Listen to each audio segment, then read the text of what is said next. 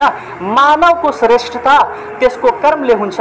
मानव जाति सबै समान हो, त्यसले जसले राम्रो कर्म गर्छ त्यो मानव श्रेष्ठ हो। शिक्षालाई शक्ति बनाउनुस् र शिक्षालाई आर्जन गर्दै ठुलो ठुलो तानाशाहलाई पनि हामीले उखाडेर फाल्न सक्छौँ। यो उहाँले सन्देश। यो मात्रै दलितको पीडा होइन, यो मात्रै दलितको मुद्दा होइन, यो सम्पूर्ण मानव जातिको मुद्दा हो। यो जति दलितको मुद्दा हो त्यति मुस्लिम समुदायको पनि मुद्दा हो। यो जति दलित समुदायको मुद्दा हो त्यति नै आदिवासी जातिको मुद्दा हो। यो सम्पूर्ण मानव जातिको मुद्दा। तब नै देशको विकास निश्चित छ, तब नै असल समाजको निर्माण हुन निश्चित छ, तब नै हामीले यो विभेदलाई अन्त गर्न सक्छौँ। स्वस्थ र स्वच्छ समाजको हामीले निर्माण गर्न सक्छौँ। जङ्ग बहादुर राणाले मानसिक रूपले, वैचारिक रूपले, नीतिगत रूपले विभेद फैलाएको थियो, त्यस्तै हामीले पनि नीतिगत रूपमै यस विभेदलाई अन्त गर्नतिर अगाडि बढ्नु। हिजोको आन्दोलनमा पनि मैले भने 1910 को मुलुकी ऐन, जङ्ग बहादुर 42 को जुन अधिकार छ र विभिन्न फन्डामेन्टल राइट्सहरू छ, त्यो अधिकारहरूलाई हामीले जुन हामीलाई चेकको रूपमा मिलेको छ त्यसलाई नगदी हामीले लिनु अति नै आवश्यक छ। त्यसलाई कार्यान्वयनको तर्फ कसरी लाग्न सक्छौँ त्यसको लागि हामीले एकदम आवाज बुलन्द गर्नु अति नै आवश्यक छ। चाहन्छु उहाँ हुनुहुन्छ मोहम्मद सोएब अन्सारीजी, युवा अभियन्ता हुनुहुन्छ। त्यसै गरी समाजवादी विद्यार्थी युनियन प्रदेश नम्बर 5 का अध्यक्ष पनि हुनुहुन्छ। साथै सामाजिक विकृति र यो विरुद्ध र सामाजिक कुप्रथा विरुद्ध चाहिँ फ्रन्ट लाइनमा बसेर चाहिँ उहाँ चाहिँ काम गर्दै आइराख्नु भएको छ। युवा हुनुहुन्छ र उहाँले चाहिँ युवा सङ्गठनलाई पनि नेतृत्व गर्दै हुनुहुन्छ। सो मैले उहाँलाई चाहिँ यो जातीय भेदभाव तथा छुवाछुत विरुद्ध सामाजिक अन्त्यका लागि कथित उपल्लो जात र यो अन्य गैर दलित समुदायको कस्तो भूमिका रहन्छ र सँगसँगै यो जति पनि सीमान्तकृत समुदायहरू छ यिनीहरूलाई चाहिँ कसरी एकीकृत रूपमा चाहिँ सङ्गठित गरेर यस्ता किसिमका भेदभाव र यो कुप्रथा विरुद्ध चाहिँ लड्न सकिन्छ भन्ने बारेमा चाहिँ आफ्नो विचार राखिदिनु हुनको लागि मैले सोएबजीलाई अनुरोध गर्न चाहे। धन्यवाद रामजी। सर्वप्रथम म सम्पूर्ण अतिथिगण र यहाँ उपस्थित सबै साथीहरूलाई म क्रान्तिकारी सलाम पेश गर्न चाहन्छु। प्यारा साथीहरू, कुनै पनि क्रान्ति विश्वमा धेरै विभेदहरू तपाईँले हेर्न सक्नुहुन्छ र कुनै पनि विभेदलाई अन्त गर्नको लागि हामीले इतिहासको कालखण्डलाई पनि टटोल्न र स्मरण गर्न अति नै आवश्यक छ। म त्यो इतिहासको कालखण्डलाई पनि संक्षिप्तमा स्मरण गराउँदै र नेपालको सन्दर्भमा त्यसलाई लाउने प्रयास पनि गर्न चाहन्छु। प्यारा साथीहरू, 1450 साल पहिला अरबको सरजमिनमा जब त्यहाँ वर्गीय विभेद थियो, रङ्गको विभेद थियो, क्षेत्रीय विभेद थियो, तब त्यहाँ मोहम्मद सल्लल्लाहु अलैहि वसल्लम आउनुभयो र त्यहाँ क्रान्तिको स्वरूप बन्नुभयो र त्यहाँ उहाँले भन्नुभयो, उहाँको कोट छ, उहाँको भनाइ छ, त्यहाँ उहाँको कोटलाई म कोट गर्न चाहन्छु कि उहाँले भन्नुभयो कि कुनै पनि अरब नअरबदेखि ठुलो छैन, कुनै पनि तपाईँको कालो गोरोभन्दा ठुलो छैन, कुनै पनि गोरो कालोभन्दा ठुलो छैन। मानवको श्रेष्ठता त्यसको कर्मले हुन्छ। मानव जाति सबै समान हो, त्यसले जसले राम्रो कर्म गर्छ त्यो मानव श्रेष्ठ हो। र यो सन्देशलाई हामीले सम्पूर्ण मानव जातिलाई यो सन्देशलाई सम्प्रेषण गर्ने अति नै आवश्यक छ। प्यारा साथीहरू, यो सन्देशलाई हामीले स्कुल रूपमा जुन शैक्षिक रूपमा पनि हामीले यसलाई अगाडि बढाउन अति नै आवश्यक छ। किनभने बाल्यकालको जुन मानसिक माइन्ड हुन्छ, जुन बाल्यकालको बच्चाहरूको जुन माइन्ड हुन्छ त्यो कोरा कागज हो कि वाइट ब्ल्याङ्क पेज हो र त्यसमा जे पनि लेख्नुहुन्छ तपाईँले त्यो त्यसमा फिट भइहाल्छ। र बाल्यकालदेखि नै जब यो तपाईँको यो स्टार्ट भइहाल्छ भने यो तपाईँको बच्चाहरूमा पोजिटिभ चेन्जेस आउन थाल्छ र हाम्रो यो जुन हाम्रो चौथो पुस्तो छ त्यो पनि एकदम विभेद मुक्त हुन हामीले हेर्न सक्छौँ। प्यारा साथीहरू, र अर्को तपाईँको भारतमा जब दलित आन्दोलनको सबभन्दा ठुलो तपाईँको पेस जसलाई भन्न सकिन्छ बाबा भीमराव अम्बेडकर साहबलाई हामीले हेर्न सक्छौँ। उहाँले शिक्षा आर्जन गर्नुभयो र म उहाँदेखि पनि धेरै प्रेरित छु र उहाँकै कारणले म पनि लको पढाइ पनि गर्दै अहिले गरिरहेको छु। उहाँ वकालत पढ्नुभयो लन्डनदेखि र उहाँ जब आउनुभयो आफ्नो शिक्षा आर्जन गरेर आफ्नो समुदायको लागि उहाँले आफ्नो समुदायको पीडा उहाँले भोग्नुभयो र आफ्नो समुदायको मुद्दालाई उहाँले राष्ट्र लेभलमा लग्नुभयो र नीतिगत रूपमा 1950 मा दलितहरूको हक अधिकारको लागि उहाँले दलितलाई समानुपातिक समावेशितामा को सिद्धान्तको अन्तर्गत उहाँले राज्यको प्रत्येक अङ्गमा उहाँले दलितलाई, आदिवासी जनजातिलाई, माइनोरिटीलाई, मुस्लिम होस् चाहे क्रिस्चियन होस् सबैलाई उहाँले समावेशिता गर्नुभयो। र उहाँदेखि हामीले सिक्न सक्छौँ भने कि शिक्षा एकदम महत्त्वपूर्ण छ। बाबा साहब अम्बेडकरको पनि यो सन्देश थियो, शिक्षालाई आर्जन गर्नुहोस्, शिक्षालाई शक्ति बनाउनुहोस् र शिक्षालाई आर्जन गर्दै ठुलो ठुलो तानाशाहलाई पनि हामीले उखाडेर फाल्न सक्छौँ, यो उहाँले सन्देश दिनुभयो। र अर्को तपाईँले अमेरिकामा जुन सबभन्दा ठुलो क्रान्ति ल्याउनु भयो मार्टिन लुथरज्यूले 1961, 1962, 1963 निरन्तर आन्दोलन गर्दै 1964 मा उहाँले सिभिल राइट एक्टलाई स्थापित गर्नुभयो।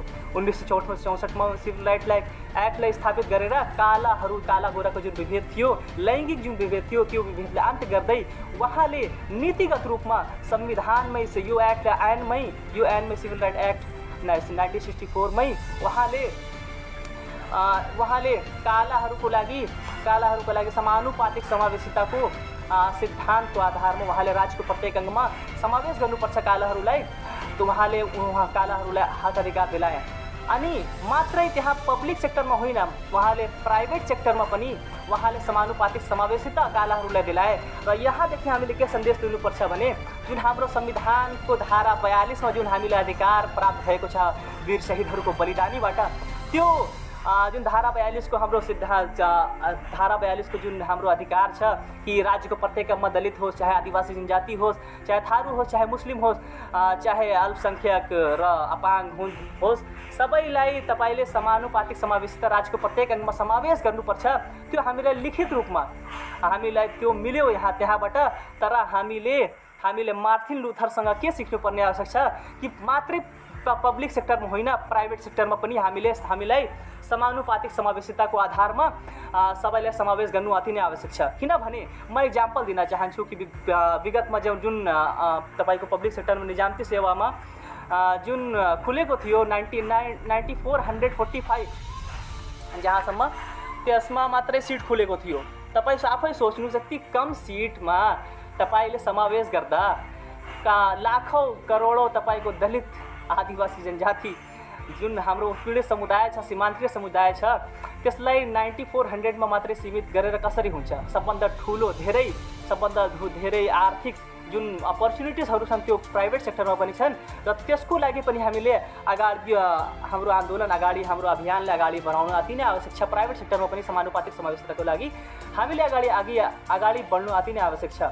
त्यसपछि हामीले नेपालको जुन इतिहास, जुन कालो इतिहास जसलाई भन्छौँ, म पटक भन्दै गर्छु, हिजोको आन्दोलनमा पनि मैले भने 1910 को मुलुकी ऐन जंग बहादुर राणाले जुन उहाँले लिखित रूपमा कानुनै बनाइदिनु भयो, विभेदपूर्ण कानुन, जसमा तामाङ, राई, लिम्बूलाई के भनियो कि उहाँलाई मासिने मतवाली भनियो कि ठुलो जाति जो आफ्नोलाई ठुलो भन्छन्, उहाँले तामाङ, राई, लिम्बूलाई मास्न सक्छन्। त्यो अधिकार ठुलो जातिहरूलाई दिइएको थियो। र त्यसपछि दलित, मुस्लिमलाई त्यसमा पानी नचल्ने जात भनिदियो। छुवाछुतको त्यहाँ तपाईँको विभेद फैलाइदियो त्यो कानुनमा। त्यसैले म यो भन्न चाहन्छु कि यो मात्रै दलितको मुद्दा होइन, यो मात्रै दलितको पीडा होइन, यो मात्रै दलितको मुद्दा होइन, यो सम्पूर्ण मानव जातिको मुद्दा हो। यो जति दलितको मुद्दा हो त्यति मुस्लिम समुदायको पनि मुद्दा हो। यो जति दलित समुदायको मुद्दा हो त्यति नै आदिवासी जातिको मुद्दा हो। यो सम्पूर्ण मानव जातिको मुद्दा हो। यो एउटा भाइरस हो जुन मानिसको मानसिकतामा जुन फैलिसकेको छ। र यो मानसिकतालाई हामीले वैचारिक लडाई लडेर नै यसलाई समाप्त पार्न सक्छौँ प्यारा साथीहरू। र अब युवा पुस्ताले कसरी यसलाई निम्त्याउन सक्छ, अन्त्य गर्न सक्छ, त्यसको लागि प्यारा साथीहरू जस्तै जंग बहादुर राणाले मानसिक रूपले, वैचारिक रूपले, नीतिगत रूपले विभेद फैलाएको थियो, त्यस्तै हामीले पनि नीतिगत रूपमै यस विभेदलाई अन्त्य गर्नतिर अगाडि बढ्नुपर्छ। युवा पुस्ताले जुन हामी वीर शहीदहरूको बलिदानीबाट जुन हामीलाई जुन हामीले जुन अधिकार प्राप्ति भएको छ नेपाल संविधान 2072 को धारा 24 मा छुवाछुत तथा भेदभाव विरुद्धको हकलाई मौलिक हकभित्र राखेको छ र धारा 42 को जुन अधिकार छ र विभिन्न फन्डामेन्टल राइट्सहरू छ त्यो अधिकारहरूलाई हामीले जुन हामीलाई चेकको रूपमा मिलेको छ त्यसलाई नगदी हामीले लिनु अति नै आवश्यक छ। त्यसलाई कार्यान्वयनको तर्फ कसरी लाग्न सक्छौँ त्यसको लागि हामीले एकदम आवाज बुलन्द गर्नु अति नै आवश्यक छ र युवा पुस्ताले अति नै आवश्यक के छ भने कि त्यसले शिक्षालाई हतियार बनाएर कानुनी दावपेच पनि सिक्नु अति नै आवश्यक छ। राजनीतिक रूपमा पनि अगाडि बढ्ने अति नै आवश्यक छ। सबै ठाउँमा आफ्नो रिप्रेजेन्टेसन गर्न अति नै आवश्यक छ। प्यारा साथीहरू, तब नै यो विभेद अन्त्य हुन सक्छ र त्यसपछि हाम्रो पठन पाठन जुन छ हाम्रो शिक्षा प्रणाली जुन छ त्यसमा त दलितलाई एकदम विभेदमै देखाइदियो के। त्यसमा त्यो विभेदलाई पनि पठन पाठनमा पनि हामीले त्यो मानवताको शिक्षालाई मोहम्मद सल्लल्लाहु अलैहि वसल्लम जुन मानवताको शिक्षा दिनुभयो, कुनै पनि मानिसको श्रेष्ठ त्यसको कर्मले हुन्छ, कुनै सबै मानिस जाति एक समान हुन्, त्यो पठन पाठनमा पनि हाम्रो आउनु अति नै आवश्यक छ र सम्पूर्ण सीमान्तकृत समुदायको यो मुद्दा हो। मुस्लिम, दलित, आदिवासी जनजाति सबैको यो मुद्दा हो र सबैले मिलेर यस विभेदको विरुद्धमा हामीले आवाज उठाउन अति नै आवश्यक छ। अभियान चलाउने अति नै आवश्यक छ। जस्तो आज एउटा गोपाल नेपाली सर हुनुहुन्छ, जस्तो आज मोहम्मद सोएब अन्सारी छ, त्यस्तै दर्जनौँ गोपाल नेपाली उत्पन्न हुनु पर्यो, लिडिङ गरेर अगाडि आउनु पर्यो। त्यस्तै मोहम्मद सोएब अन्सारी दर्जनौँ सोएब अन्सारी पनि अगाडि आउनु पर्यो। तब नै देशको विकास निश्चित छ, तब नै असल समाजको निर्माण हुन निश्चित छ, तब नै हामीले यो विभेदलाई अन्त्य गर्न सक्छौँ। स्वस्थ र स्वच्छ समाजको हामीले निर्माण गर्न सक्छौँ। यति भन्दै म आफ्नो शब्द यहीँ टुङ्ग्याउनु छु। धन्यवाद। जय मातृभूमि नेपाल।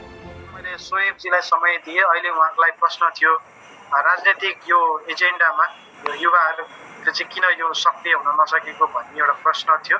त्यो प्रश्नको उत्तर दिँदै यसलाई पनि सम्बोधन गरिदिनु न मैले सोएबजीलाई गरेँ। धन्यवाद सहजकर्ताजी। सर्वप्रथम म यो जानकारी गराउन चाहन्छु कि म समाजवादी मानसिकता बोकेको व्यक्ति हो। समाजवाद, लोकतन्त्र स्थापना हुनुपर्छ देशमा, म त्यसको पक्षधर हो र म निरन्तर मेरो तपाईँले भिडियोहरू हेर्नुहुन्छ भने, आन्दोलनहरू हेर्नुहुन्छ भने म निरन्तर जातीय विभेद र क्षेत्रीय विभेद, रङको विभेद, भाषिक विभेद, सबै विभेदको विरुद्धमा म निरन्तर बोलेको हुन्छु र यसलाई हामीले नीतिगत रूपमा अगाडि बढ्नु अति नै आवश्यक छ। मेरो संस्था पनि छ कन्फरेन्स नेपाल। हामीले त्यो संस्थाको मार्फतले पनि हामीहरूले विभिन्न विभेदहरूलाई अन्त्य गर्न प्रयास गरिरहेका छौँ र समाजवादी सिद्धान्तले के भन्छ भने कि समाजमा जुन प्रकारको पनि विभेद हुन्छ त्यो विभेदको लाई आधार बनाएर त्यो समुदायलाई अगाडि बढाउनको लागि समानुपातिक समावेशिताको आधारमा उसलाई राजको प्रत्येक अङ्गमा त्यसलाई समावेश गर्नुपर्छ, त्यसलाई न्याय दिनुपर्छ, त्यसलाई सामाजिक न्याय भनिन्छ।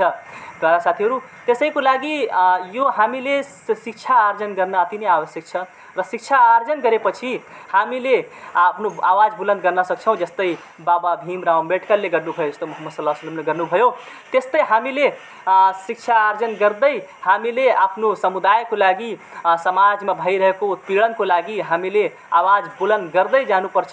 तपाईँ जुन पनि क्षेत्रमा हुनुहुन्छ, तपाईँ चाहे शैक्षिक क्षेत्रमा हुनुहुन्छ, तपाईँ चाहे मेडिकल लाइनमा हुनुहुन्छ, तपाईँ चाहे जुन पनि राजनीतिक लाइनमा हुनुहुन्छ, प्रत्येक लाइनबाट तपाईँले कमसेकम एक लाइन यदि लेख्न सक्नुहुन्छ भने तपाईँले ठुलो परिवर्तन ल्याउन सक्नुहुन्छ भन्ने म विश्वास छु। यति भन्दैमा सरकारले के ठोस कदम चाल्नु पर्ला भनेर चाहिँ यहाँले सोध्नु भएको छ। सोएबजी। हजुर, धन्यवाद। सरकारले सर्वप्रथम त जुन अधिकार लिने व्यक्ति छन्, जस्तो दलित, आदिवासी जनजाति, मुस्लिम, थारू लगायतका अल्पसङ्ख्यक जुन ग्रुप छ, हाम्रो धारा 42 मा जुन अधिकार दिएको छ, त्यो आरक्षण लिनको लागि पनि हामीसँग त्यो जुन विभेद भएको छ विगतमा, त्यो विभेदको कारणले हामी अगाडि आउन पनि सकिरहेका छैनौँ, त्यो नेतृत्व पनि आउन सकिरहेको छैन। त्यसको लागि सरकारले सबभन्दा पहिला त अवेरनेस प्रोग्रामहरू धेरैभन्दा धेरै ठुलो सङ्ख्यामा गर्नु अति नै आवश्यक छ।